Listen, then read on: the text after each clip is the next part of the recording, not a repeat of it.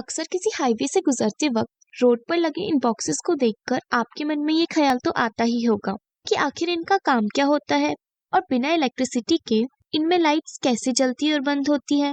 कहीं कोई underground wiring तो नहीं होती? जी नहीं। इन सभी सवालों के जवाब आपको इस वीडियो में मिलेंगे, तो जानने के लिए वीडियो में एंड तक बने रहें। एक्चुअली इन्हें रोड स्टड्स कहा जाता है और ये रोड स्टड्स दो टाइप्स की होती हैं, रिफ्लेक्टिव और सोलर।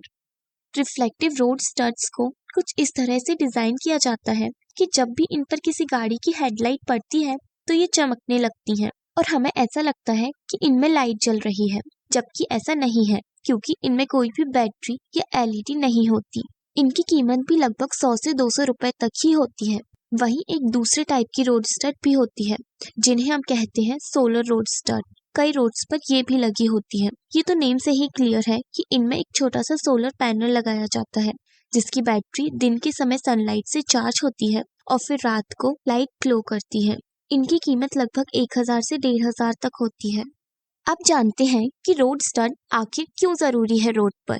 दरअसल रोड स्टड्स से रोड पर चलने वाली गाड़ियों के ड्राइवर को रोड की डायरेक्शन और विड्थ यानी चौड़ाई के बारे में पता चलता है, जिससे रात के समय किसी तरह के एक्सीडेंट से बचा जा सके।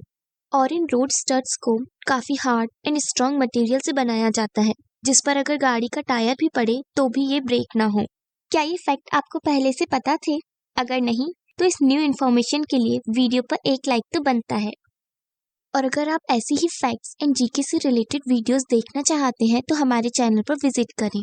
एंड हाँ, आगे आने वाली अमेजिंग वीडियोस का नोटिफिकेशन पाने के लिए चैनल को सब्सक्राइब एंड बेल आइकन को प्रेस करना ना भूलें। Thank you.